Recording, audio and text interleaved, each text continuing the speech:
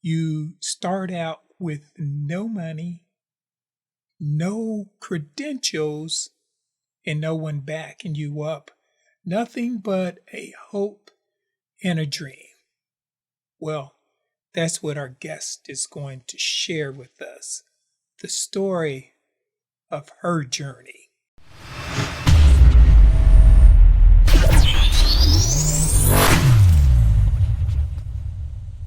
That we have the honor of having with us today on our show, and that is none other than the CEO and founder of Norman Multimedia Communications, and that is Joleen Norman herself. Well, Joe, as I started off telling people uh, that you started off first with the dream and you saw a group that was being underserved and you felt that you needed to do something about it. But before we go any further, we always like to do this.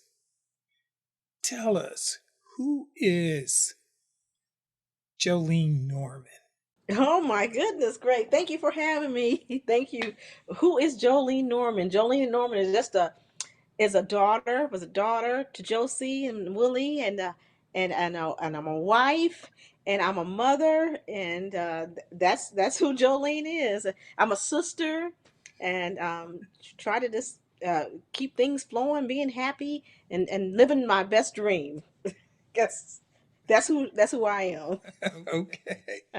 Now, as far as how did you start as far as your multimedia company? Okay, people probably think I'm off. I'm like, what is wrong with this lady? But I started because I was a booking agent. I wanted to be a booking agent. I love music. I played piano, and I tried to play the piano, and I met some wonderful women that were jazz artists, and they were famous national artists. And I saw that when we go book, it was like a certain group of people they would always hire and always have them come back. But these women, they weren't just getting called. I mean, to be playing like these other group of people. So I said, I want to start a platform where I can have the ladies in there and just have everybody in there. And that's why I started Joe Magazine. And that was, I cannot believe it's been 12 years ago. So that's how I started. That's Miss Robbie. And Miss Robbie is an awesome lady. She is like, what, 80 years old, 81 years old, looking fantastic. And she was on Oprah and she had her own show. I can't think of the name of the title of the show she had, but it was on OWN. She has her own restaurant that's really popular. She used to be an Ike with Ike and Tina Turner. So Starting the magazine, that's kind of different right there. I didn't totally connect the two. Tell us, what were some of the skills that were transferable that you brought to the magazine? well, one thing is with booking agent, you gotta be able to talk and be able, and be and kind of like people a little bit. And so with the magazine, that kind of ties it over because you're interviewing a lot of people, and you got to be like a kind of a people person. So I think those two kind of things are tied together. Which I mean, I can't believe I do either one because I'm a shy and a quiet person. Well, not really quiet, but I don't like to be out front a lot, but yeah, that's how the two, just being around and communicating, I would say. Okay. Now, when you first started the articles, because you have quite a number of different articles as far as in there. Uh, so tell us about that, as far as how you started. Well, that was like that there. That's my 10-year anniversary, and so everybody's like, "Joe, you should be on the cover." I said, "No." And after I thought about it, I said, "Well, okay." So we get a lot of different celebrities. It started off with jazz and just artists and gospel music, and it ended up being, we've gotten a lot of people to that we recognize and celebrate. That's in the industry of entertainment, and so yeah, we do. I mean, this last issue we had After Seven in there, and this issue we see right now was our 10-year launch. Our 10-year when we first started the magazine. and the people that supported me and who've been on the covers and encouraging me. Sometimes, you get to, like, man, why did I take such on this big, huge job?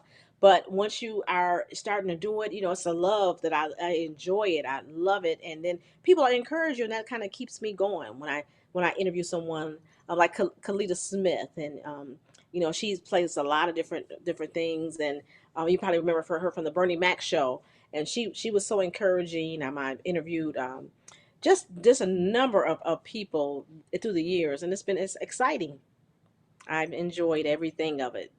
Yeah. Okay. Now, I am looking here and I see the late Don Black. Was he a mentor? Yes, I would say Don Black was a mentor. He might not have known it, but I've met with him several times, and he definitely was a mentor when I started the magazine and giving me pointers and helping me just make some good, wise decisions. And I didn't at all act like I knew it all, and so I wanted some information for someone who was doing it, and so Don Black was definitely the person, and he's definitely missed in the Dayton area. Okay. Darren Bell, Darren Bell is really popular in the area. He's a phenomenal musician, and he performs all the time. And so we got a chance to interview and talk with him as well. Yeah. You holding a magazine together, that's a job right there. Because we hear a lot of magazines, in the past. I remember Jet, Ebony, and a lot of those magazines that were around that were iconic as I was growing up. Um, they've went through a transformation. What are some of the challenges that you faced in the beginning?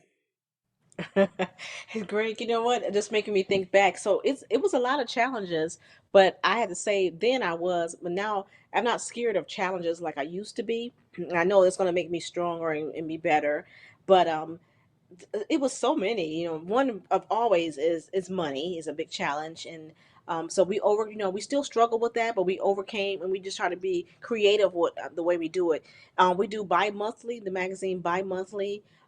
We have a team of people that help write it, especially when we first started. It wasn't just I had volunteers of people that just they were excited about the magazine and what it stood for, and wanted to be a part of it. So we've been able to manage and keep it going, but you are right. Every other month we have to have a whole new issue, and those months come around fast.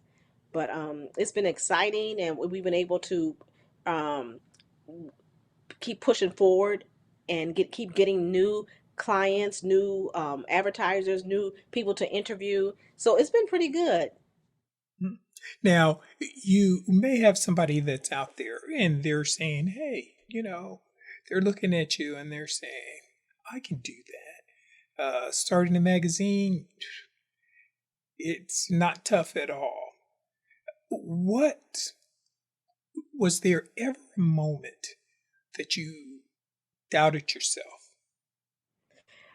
Oh yeah. So if they say that if it's not tough enough, they can come and talk to me and give me some pointers because um, all the time I would kind of doubt myself, and then I had my family around me to encourage me because it's not easy. And then Greg, you helped me a lot. And so in the area, you always say, Joe, you got to try really hard. If you can make it in Dayton, you can make it anywhere because Dayton's is a tough city kind of to pull from.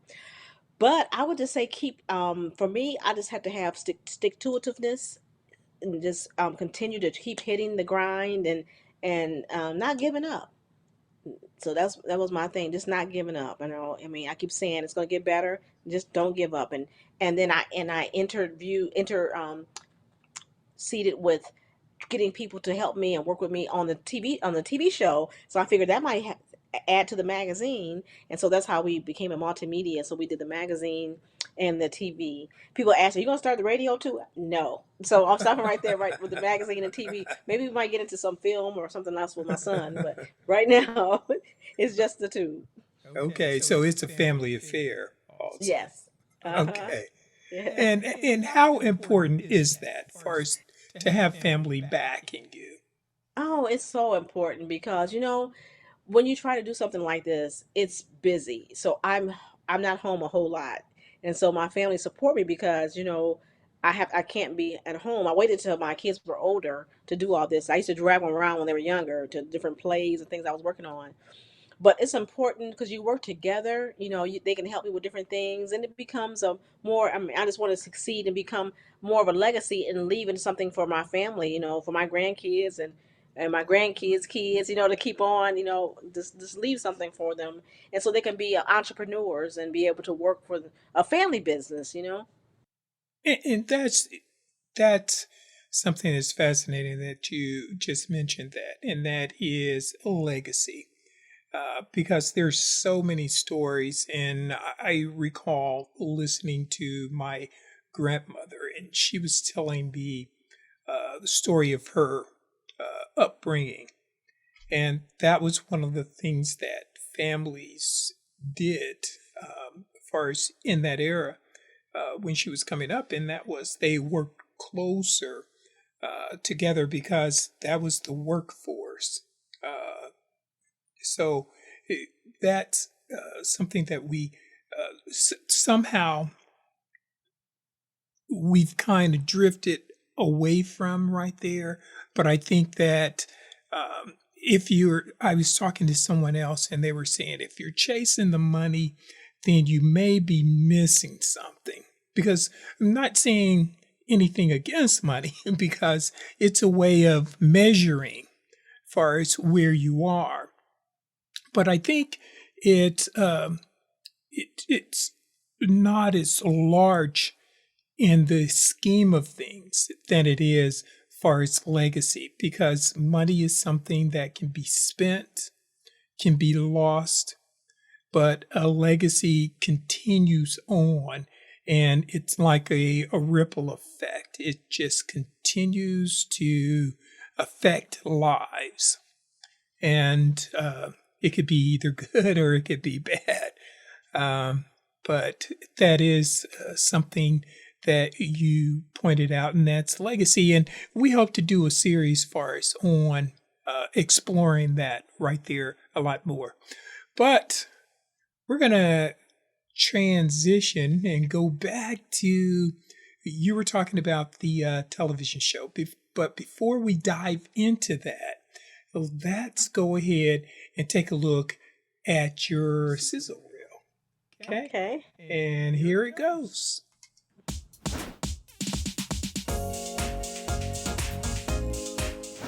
Hi, I'm Joleen, CEO of J.K.Norman Multimedia, and it's my pleasure to introduce you to Joe Today, your destination for all things entertainment. Welcome to music, movies, art, and more. Welcome to the world of Joe. Today we have a good friend of mine, Miss Pamela Williams, the saxtress. So welcome. It's good to see you. It was those little bitty segments, kind of like we do, but they're real short, like 5 minutes, 7 minutes. But I finally got it. Finally got it. From media to pop culture, we're here to ask the question, what's up with that? We stand out from the crowd by showcasing talent you should know and sharing Hollywood news in a modern, creative way.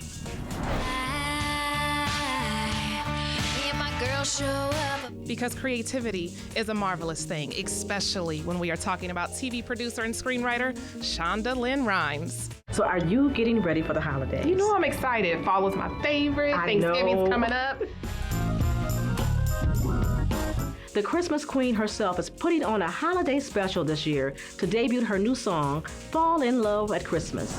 Of how far he'll go to protect what he has. Streaming on Netflix November 24th. I wanna pray for you. Yeah. I'm so excited to be sitting here right now. Producing your own show independently is no easy task. Now that you've caught the vibe, stay tuned. Joe Today is on the way.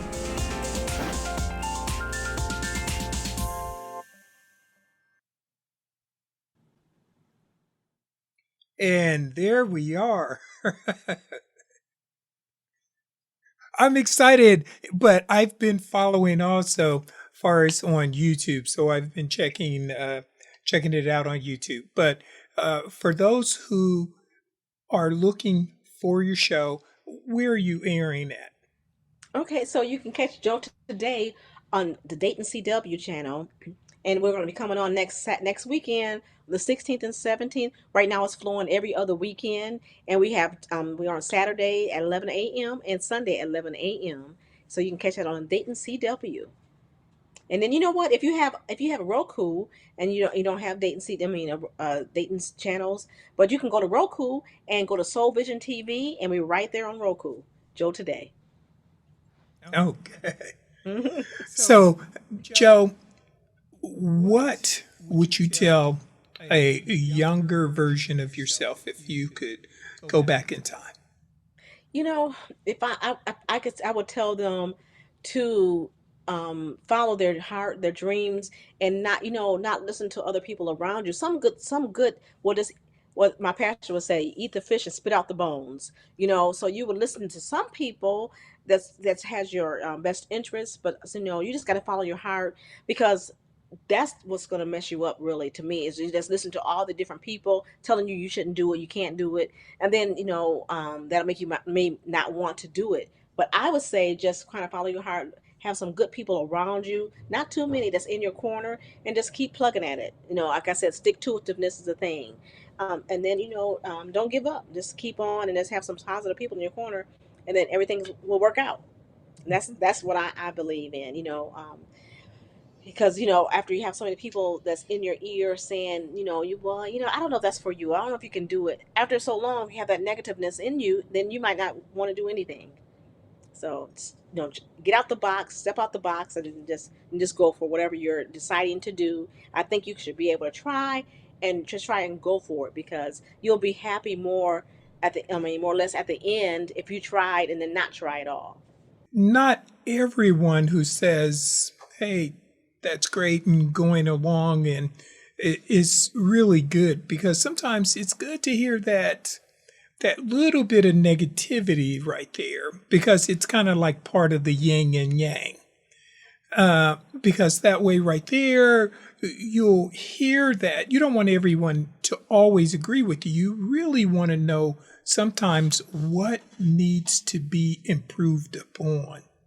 Right. That's true.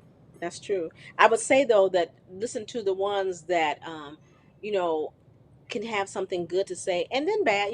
Just something, was a constructive criticism, and they can have that. Yes. But I just have to be, since I've been doing it, and I've run into people sometime. Always have to have some constructive criticism. Can you say something good? Let me hear something good first.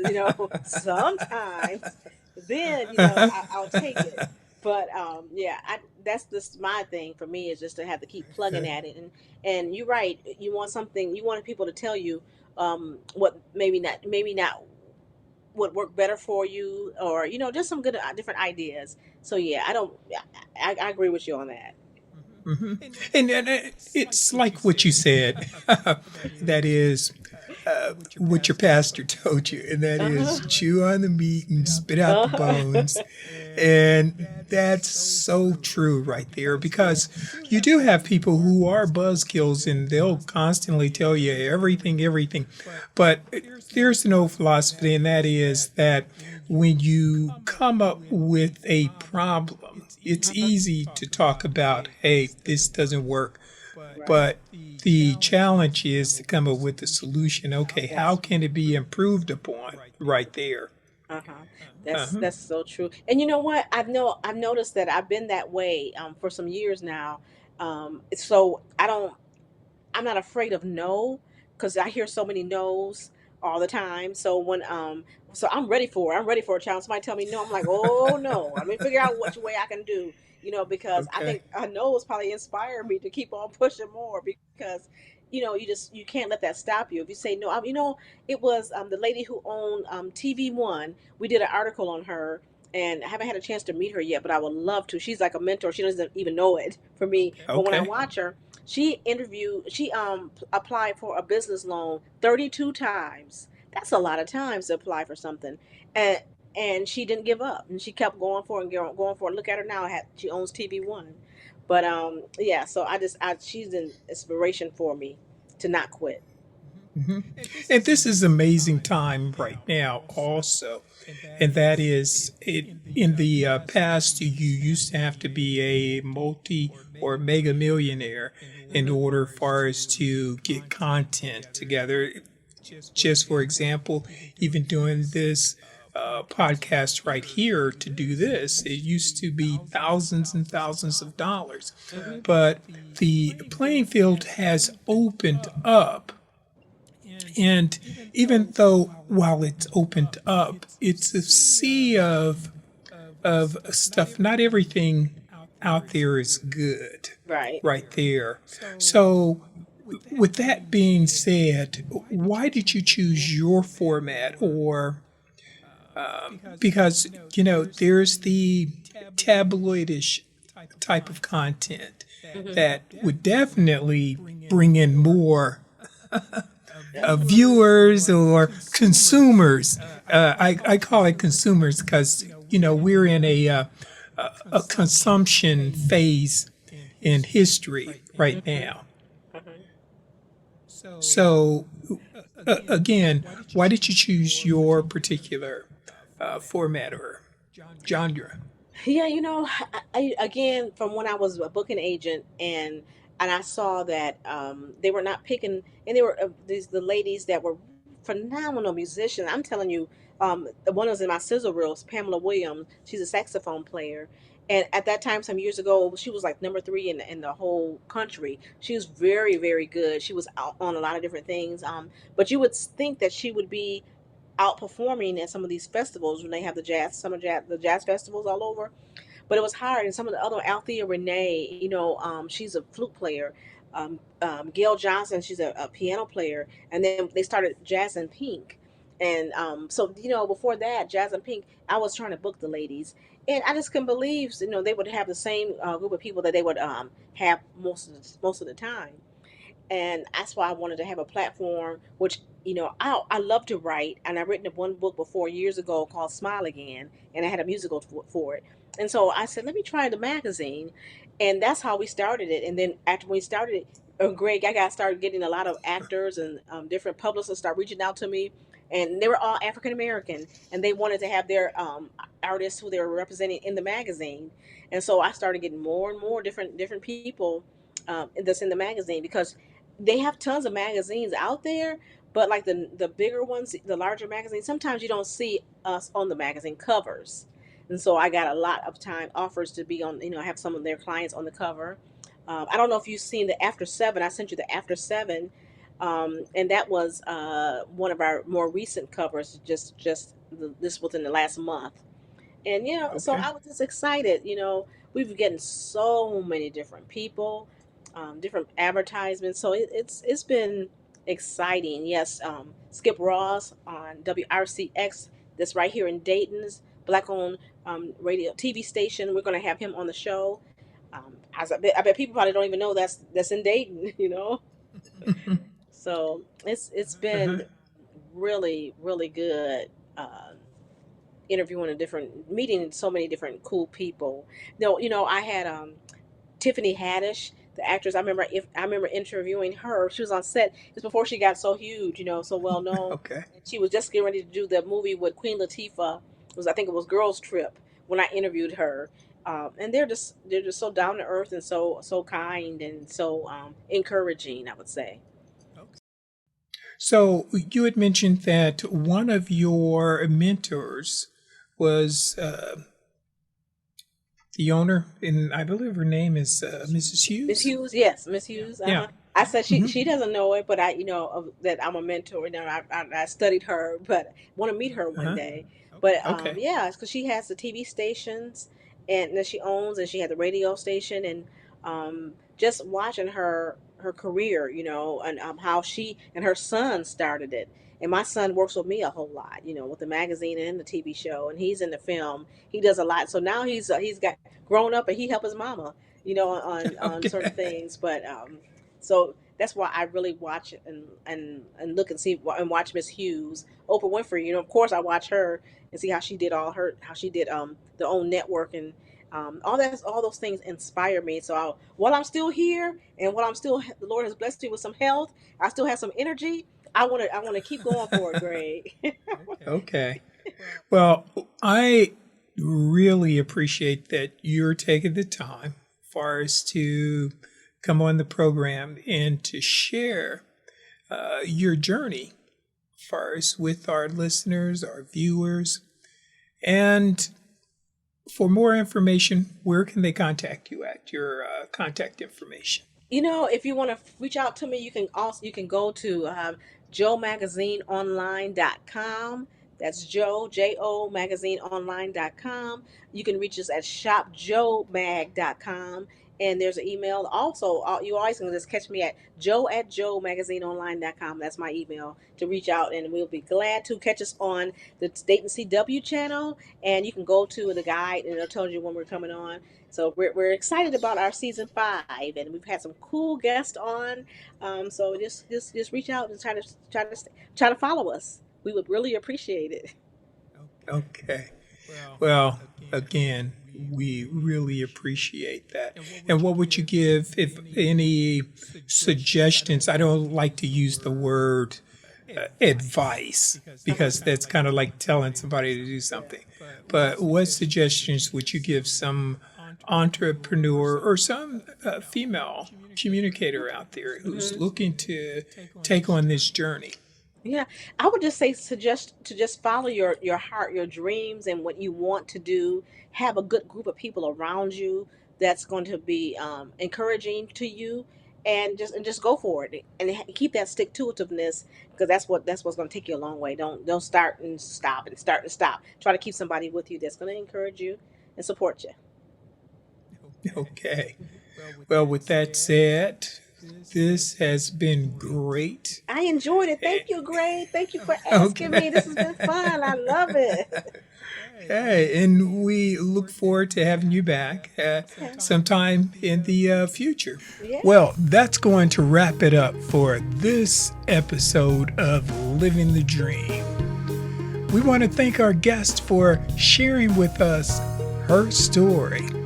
And if you have a story, we want to hear from you. Somewhere we'll leave our email, our contact information. And if you're undecided on which direction to go, the answer is go, move, create momentum, and stop settling and start doing. Until the next time, when you're writing the story of your life, be sure that you're holding the pen. And if you found value in this video, or you would like to support the channel so we can bring more interesting interviews, please like and subscribe.